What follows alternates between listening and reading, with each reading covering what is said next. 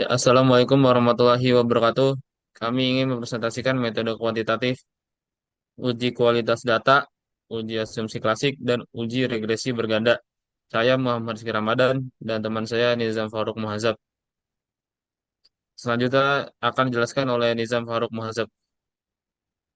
Ya, saya Nijam Faruk Majab. Sini saya akan menjelaskan uji kualitas data. Dalam uji yang pertama ini terdiri dari dua pengujian, yaitu uji validitas dan reliabilitas.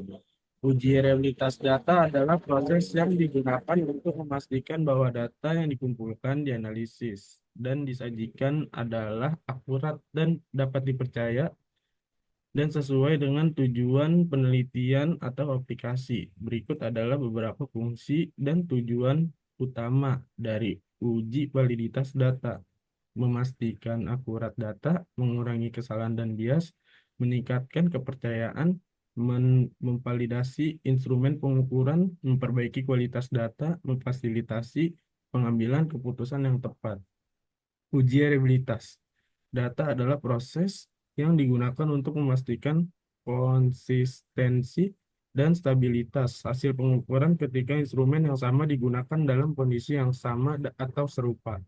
Uji reliabilitas bertujuan untuk mengevaluasi seberapa konsisten suatu alat ukur dalam menghasilkan hasil yang sama dari waktu ke waktu. Berikut adalah beberapa fungsi dan tujuan utama dari reliabilitas data. Yang pertama, menjamin konsistensi pengukuran. Yang kedua, mengurangi kesalahan pengukuran. Yang ketiga, meningkatkan kepercayaan terhadap data. Yang keempat, memvalidasi penggunaan instrumen. Yang kelima, mendukung pengambilan keputusan yang tepat. Selanjutnya langsung ke langkah-langkahnya.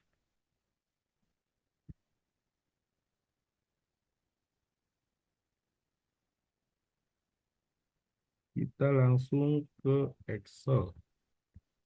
Mengambil datanya terlebih dahulu. Di Ctrl C langsung ke SPSS.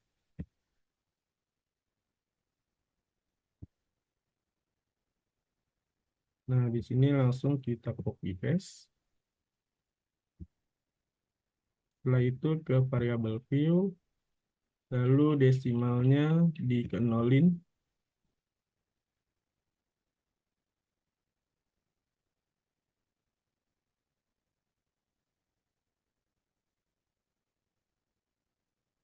lalu kita blok bawah, Ctrl F, lalu ke replace, tulis var 000, langsung x1 underscore. Jadi biar langsung sampai bawah. X8, X9-nya diganti X total. Lalu ke data view. Habis itu langsung ke analyze, correlate, divariate, Ctrl A, lalu pindahkan ke variabel kanan. Lalu oke. Nah, selanjutnya reliabilitas. Reliabilitas itu kita ke analyze, scale, reliabilitas. Ctrl A. X totalnya jangan dimasukin ke kanan sini ya. Langsung pindahin. X totalnya biar di sini dulu. Ditinggal aja. Nah, langsung ke sini.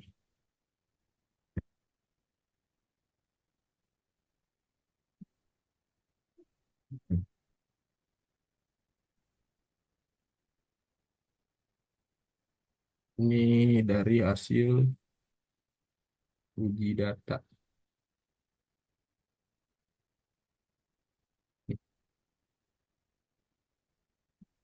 Lalu ini jika nilai Cronbach alpha lebih dari 0,70, maka berkesimpulan data tersebut reliable atau dapat diandalkan atau dipercaya.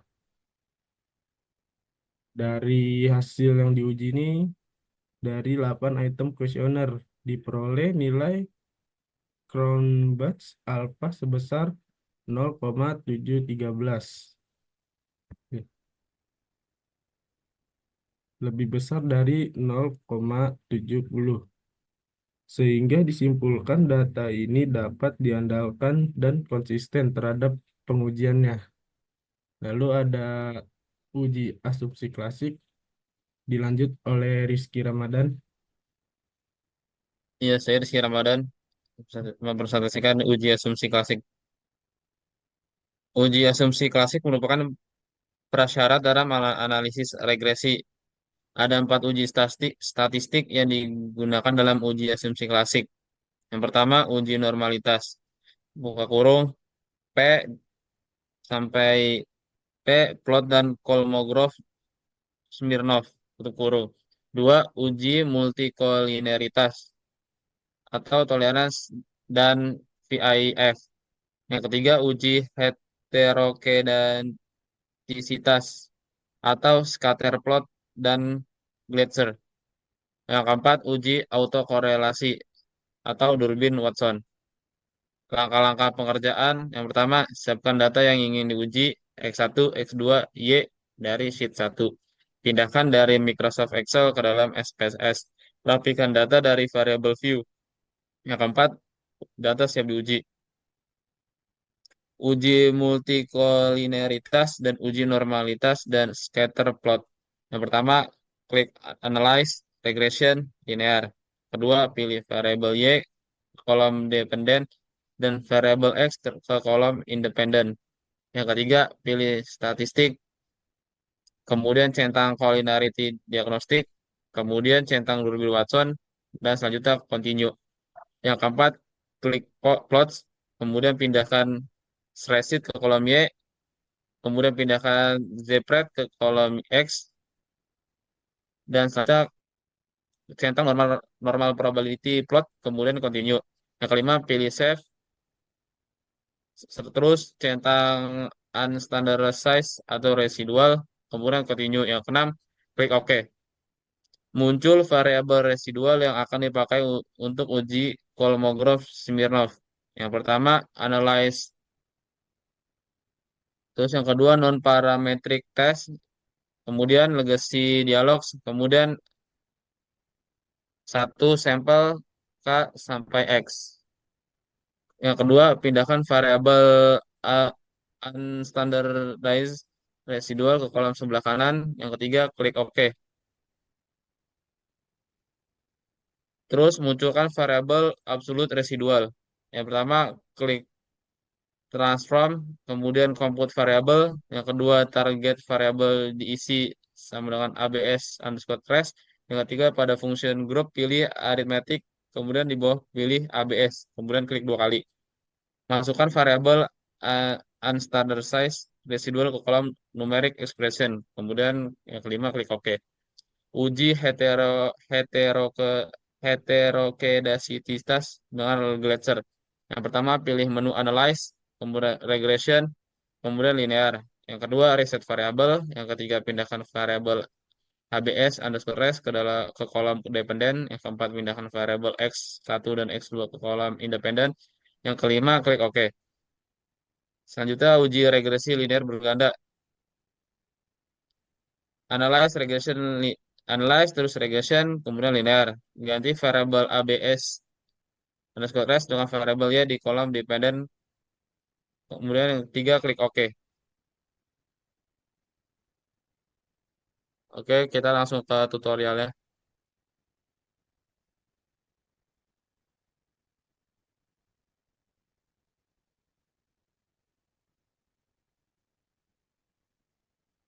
Kita blok dulu semua yang ada di uji asumsi klasik. Kemudian pindahkan ke SPSS.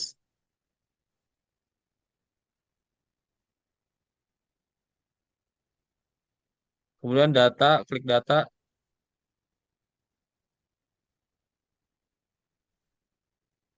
Selanjutnya,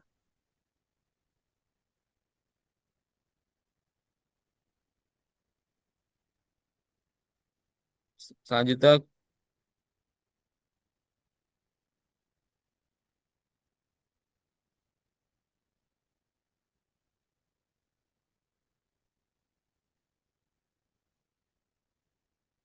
Selanjutnya,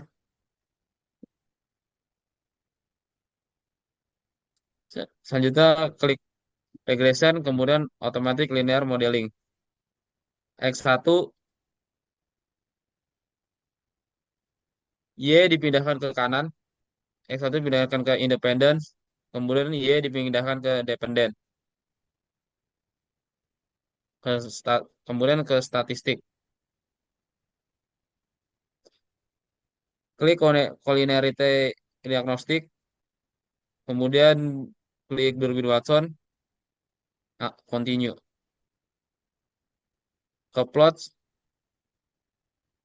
klik reset untuk Y dan Zpred untuk X. Continue. Kemudian save. Selanjutnya Anda standardize checklist. Oke. Next, lalu pencet oke.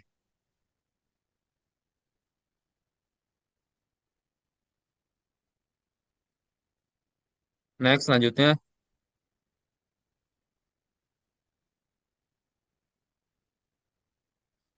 norm parametric test. Ke legacy dialogs, independent sample,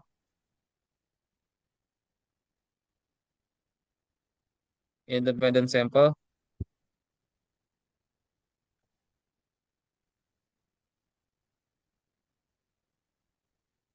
terus undersize residual pindah ke kanan.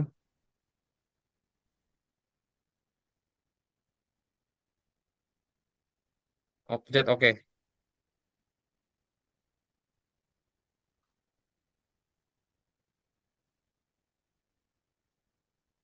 Selanjutnya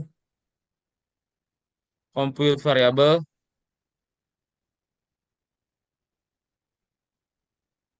klik ABS underscore trace.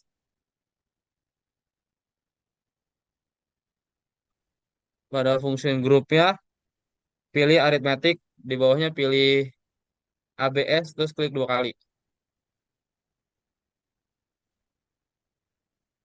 Kemudian masukkan variabel undersized residual ke kolom numeric expression. Langsung klik OK.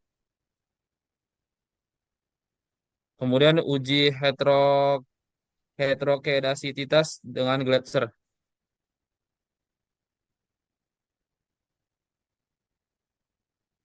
Pilih menu Analyze, Regression, Linear.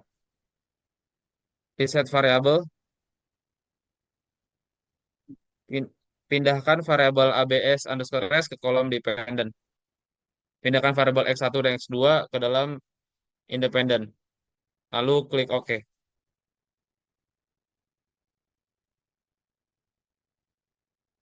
Selanjutnya hasil pengujian uji multikolineritas koefisien.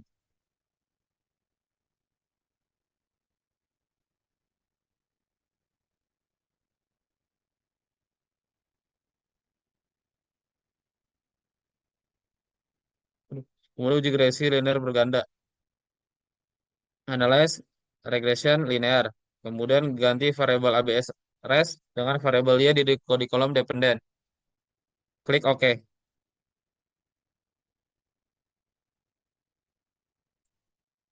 Kemudian hasil pengujian uji multikolineritas koefisien.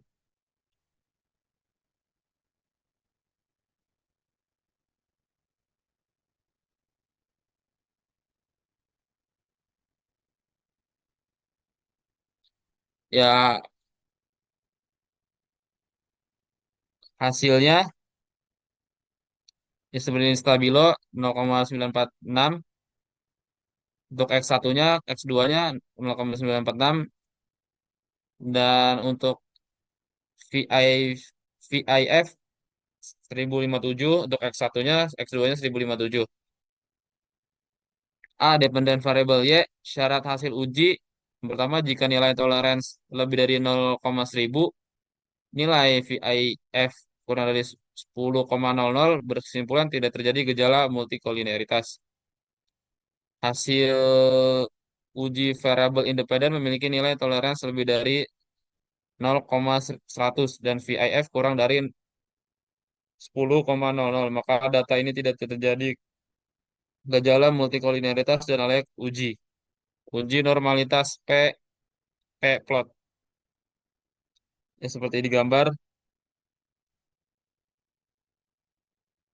Hasil uji data sudah tersebar dengan merata dan mengikuti garis diagonal, maka disimpulkan data berdistribusi normal dan layak uji. Uji normalitas atau Kolmogorov-Smirnov. One sample Kolmogorov-Smirnov test. One sample Kolmogorov-Smirnov test untuk sig 2 tailnya 0,145 dan A test distribution is normal, B calculate from data, C Lillie force significance correction, D Lillie force method based on 10.000 Monte Carlo samples with starting seed 200.000. Syarat hasil uji nilai asim sig atau 2 tail lebih dari 0,05 berkesimpulan data berdistribusi dengan normal. Hasil uji diketahui nilai asimsik yang diperoleh sebesar 0,145 yang mana lebih besar dari 0,05 maka disimpulkan data berdistribusi dengan normal. Yang di bawah gambar tersebut uji heterokedasitas atau scatter plot. Hasil uji tidak terdapat pola tertentu atau acak dan sebaran data tersebut dengan baik. Kemudian data tersebar di antara 0,0 titik koordinat, maka disimpulkan tidak terjadi gejala heterokodasitas dan uji asumsi klasik sudah terpenuhi. Nah, selanjutnya uji heterokodasitas atau Glasser. Untuk koefisiennya, untuk syarat hasil ujinya jika nilai signifikan lebih dari 0,05, maka berkesimpulan data tidak terjadi gejala heterokodasitas. Hasil uji variabel X1 memiliki 0,861 dan variabel X2 memiliki 0,326 yang mana kedua variabel independen tersebut memiliki nilai yang lebih besar dari 0,05 sehingga disimpulkan tidak terjadi gejala heterokodasitas.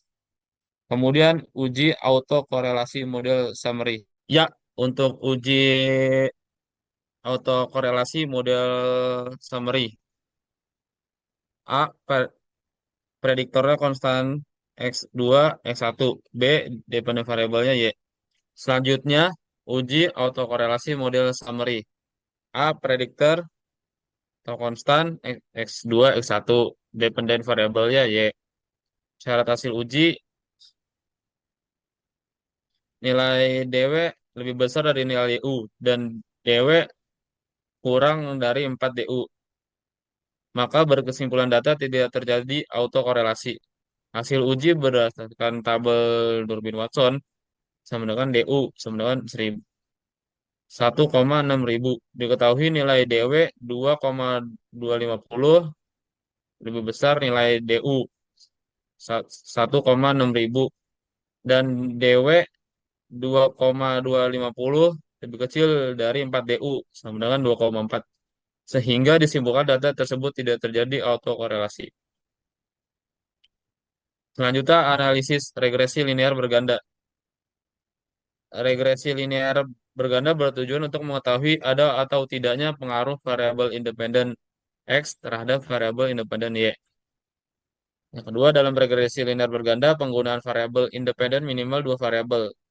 Yang ketiga, uji T bertujuan untuk mengetahui ada atau tidaknya pengaruh parsial sendiri yang diberikan variabel X terhadap variabel Y terhadap variabel terkait Y. Yang selanjutnya, uji F bertujuan untuk mengetahui ada atau tidaknya pengaruh simultan atau bersama-sama yang diberikan variabel bebas X terhadap variabel terikat Y. Yang terakhir, koefisien determinasi berfungsi untuk mengetahui berapa persen pengaruh yang diberikan variabel X secara simultan terhadap variabel Y. Hasil pengujian uji F.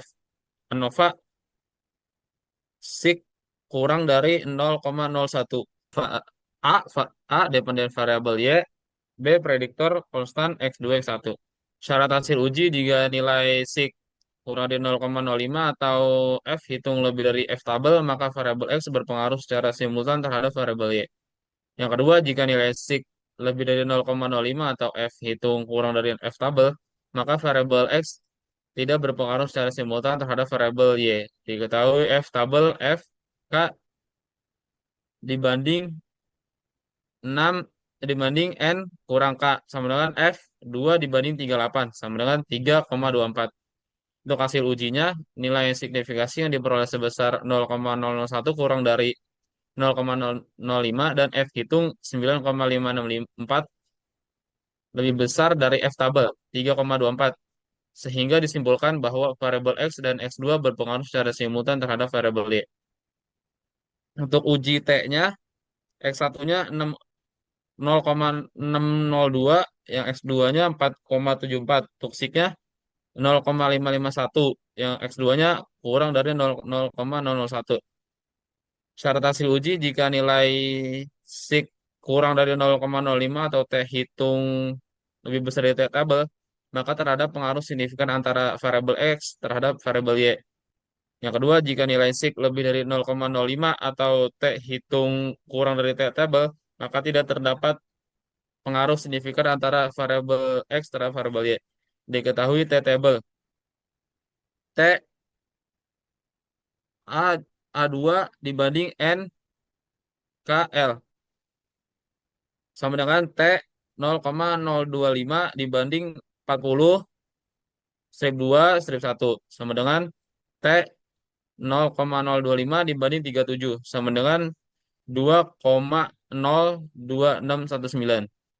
Untuk hasil ujinya, variabel X1 memiliki nilai signifikansi sebesar 0,551 lebih dari 0,05 dan T hitung 0,602 kurang dari T tabel 2,02619. Maka disimpulkan variabel X1 tidak berpengaruh signifikan terhadap variabel Y. Yang kedua, sebaliknya, variabel X2 memiliki nilai signifikansi sebesar 0,001 kurang dari 0,005 dan T hitung 4,074 lebih besar dari T tabel 2,02619 sehingga variabel X2 memiliki pengaruh signifikan terhadap variabel Y. Persamaan regresi linear berganda. X1-nya T 0,602, X2-nya 4,074, sig-nya X1-nya 0,551, untuk X2 sig-nya kurang dari 0,01. Daripada variabelnya Y. Untuk Y sama dengan 9,791 ditambah 0,073 X1 tambah 0,643 X2. Analisis regresi. Jika nilai konstanta yang didapat sebesar 9,791, yang berarti apabila variabel X1 dan X2 diasumsikan bernilai 0, maka nilai Y-nya adalah 9,791. Yang kedua, nilai koefisien regresi variabel X1 bernilai positif sebesar 0,073. Maka apabila ada kenaikan 1% pada variabel X1, menyebabkan kenaikan pada variabel Y sebesar 0,073.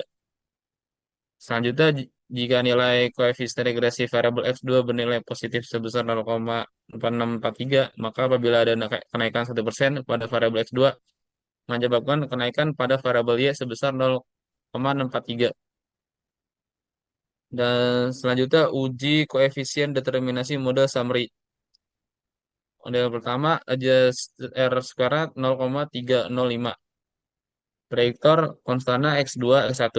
Analisis hasil uji diketahui nilai adjuster R squared sebesar 0,305, maka memiliki arti bahwa variabel X1 dan X2 memberikan pengaruh secara bersama-sama sebesar 30,5% terhadap variabel Y. Kemudian sisanya 69,2% dipengaruhi oleh variabel lain di luar penelitian ini.